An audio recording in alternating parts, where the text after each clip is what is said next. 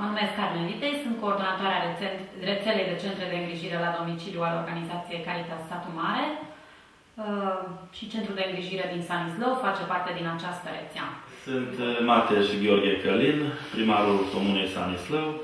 Mă numesc Parclirico, sunt voluntară a organizației Caritas. Și mă numesc Goiaș Carmen, sunt angajată al organizației Caritas și momentan răspund de sediul de la Sanislău. Este doamna Viland Maria, a venit și ea în cadrul proiectului să participe și mă gândesc că este destul de încântată că cineva se gândește la îngrijirea bătrânilor din comună, a persoanelor care au diferite nevoi în acest sens.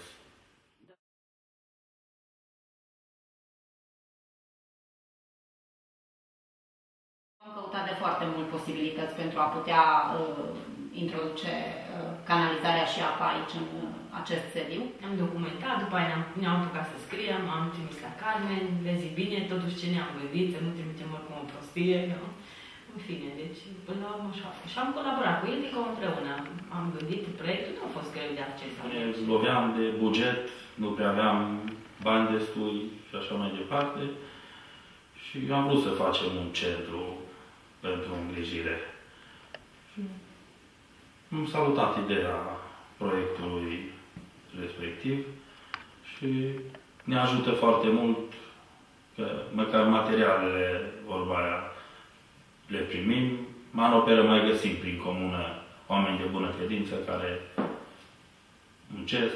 Mai avem și un pic de buget și atunci una cu alta, aportul tuturor, sper să se facă ceva frumos. Deci în momentul în care vârstnicii nu mai pot fi îngrijiți la domiciliu, ei pot fi transferați într-un centru rezidențial destinat lor și ideea de a înființa acest centru de îngrijire la domiciliu a pornit de la faptul că migrația populației a fost foarte mare. Foarte mulți tineri au plecat în Germania, fiind un sat preponderent cu șvabi, cu romano-catolici șvabi, care au migrat în Germania, nu numai pentru muncă, ci s-au stabilit în Germania.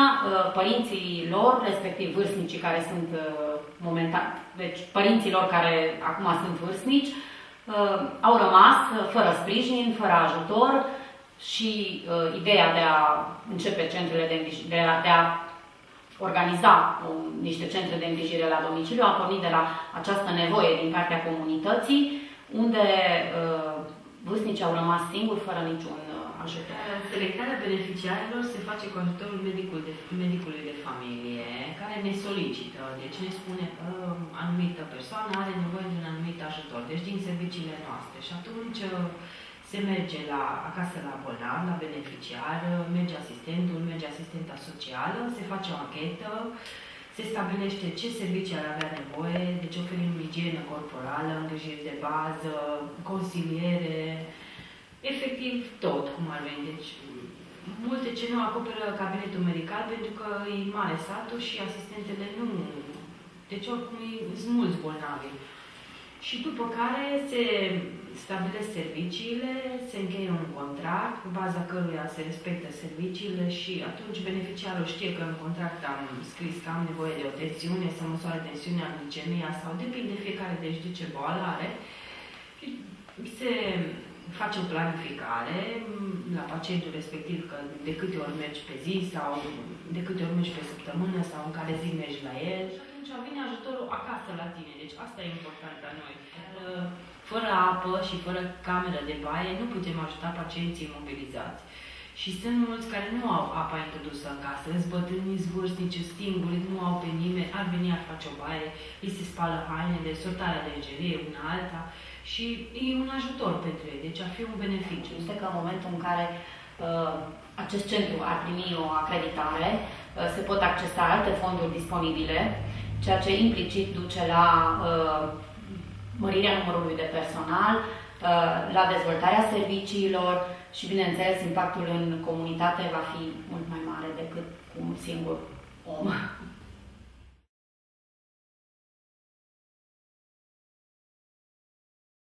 Deoarece încălzirea aceasta funcționa grădiniță și este parchet laminat pe jos, în baie va trebui pusă gresie și faianță pentru ca să se poată și dezinfecta și vom începe cu demontarea parchetului, apoi se vor face proiectele pentru instalația de apă, după care vine montarea gresie, după care vom renova coridorul,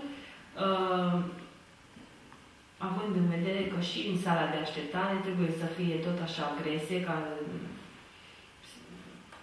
să se poată dezinfecta și normele europene așa ne cer. Și aici o să fie făcută camera de baie, cu dușurile și WC-urile, locul pentru mașina de spălat.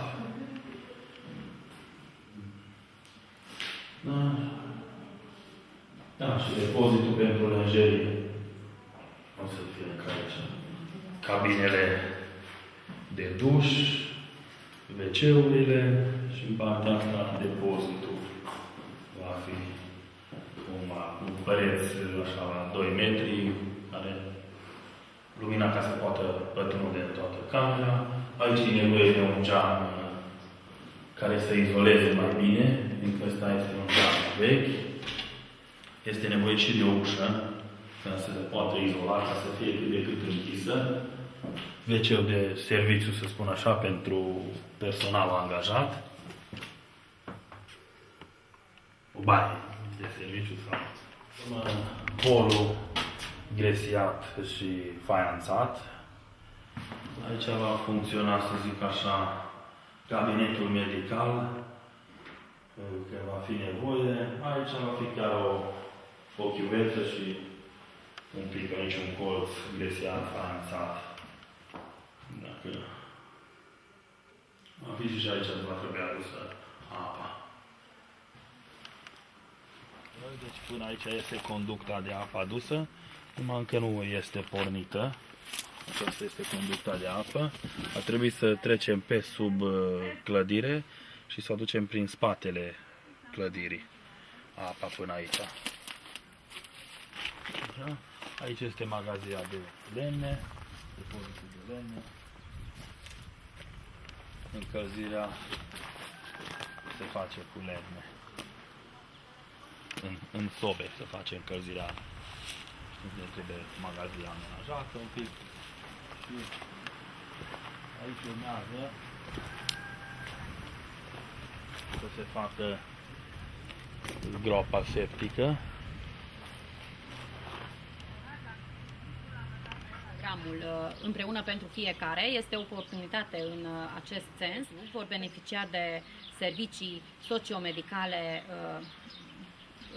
la standarde menținute, adică la standardele în vigoare și vor beneficia de absolut toate serviciile pe care putem să le oferim.